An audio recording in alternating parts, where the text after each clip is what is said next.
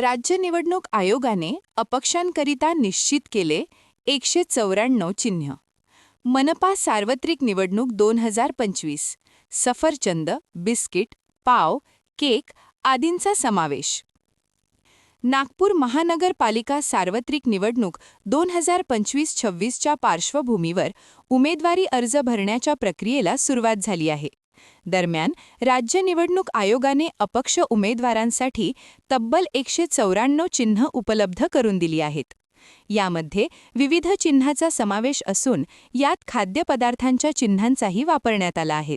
यात सफरचंद, बिस्किट, पाव, केक, ढोबळी मिरची, फुलकोबी, नारळ, ऊस, आले, द्राक्ष, हिरवी मिरची, फणस, भेंडी, मका, भुईमूग, वाटाणे, पेर, अननस, कलिंगड, अक्रोड, जेवणाची थाळी अशा चिन्हांचा समावेश आहे.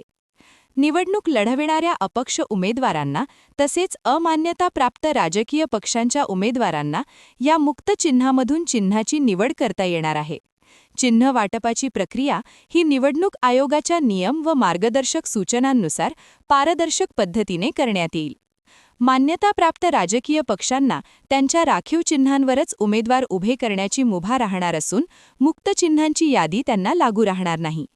राष्ट्रीय स्तरावरील 5 पक्ष, राज्यस्तरीय 5 पक्ष आणि इतर राज्यातील राज्यस्तरीय 9 पक्षांची चिन्हे राखीव आहेत. यात शिल्लक राहणारी मुक्त चिन्हे अपक्ष उमेदवारांना दिली जातात. निवडणुकीच्या पार्श्वभूमीवर उमेदवाराचे नाव मतदारांच्या लक्षात राहीलच असे नाही, पण निवडणूक चिन्ह हे मतदारांच्या लक्षात राहते. मतदाराला चिन्हावरून उमेदवाराला मतदान करणे सोपे पडेल. राज्य निवडणूक आयोगाकडे अमान्य प्राप्त पण नोंदणीकृत अशा 416 पक्षांनी नोंदणी केली. त्यांना मान्यताप्राप्त पक्ष श्रेणीतील राखीव चिन्हे न देता स्वतंत्र चिन्हे दिली जाणार आहेत. तसेच राज्य निवडणूक आयोगाने एकूण 19 राजकीय पक्षांची चिन्हे राखून ठेवली आहेत. अपक्ष उमेदवारांनी अर्ज भरताना 3 मुक्त चिन्हे नमूद करणे बंधनकारक असणार आहे. वाहन आणि इलेक्ट्रॉनिक वस्तूंची चिन्हे देखील मुबलक आहेत. येत्या 02 जानेवारी 2026 रोजी अर्ज माघारीनंतर आणि त्यानंतर होणाऱ्या निवडणूक चिन्हांच्या वाटपाने 3 जानेवारीला स्पष्ट होणार आहे.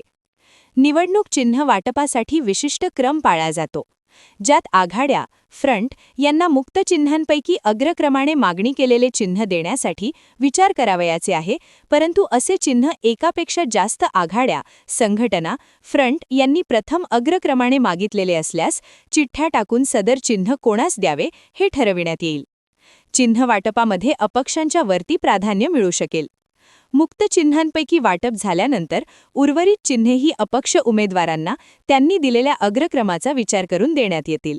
ग्रामायण प्रतिष्ठान VIA एग्रो फोरम के सहयोग से आयोजित कर रहे हैं ग्रामायण उद्योग एक्सपो 26 से 30 दिसंबर। यहाँ एक ही छत के नीचे मिलेंगे नर्सरी प्रोडक्ट्स, मसाले, bamboo items, house hold goods, clothing, food, Ayurvedic, cosmetic, artisan products and more. Be vocal for local end visit Gramayan उद्यम एक्सपो 26 से 30 दिसंबर, कुसुमताई वानखेड़े सभागृह, धरमपेट, नागपुर।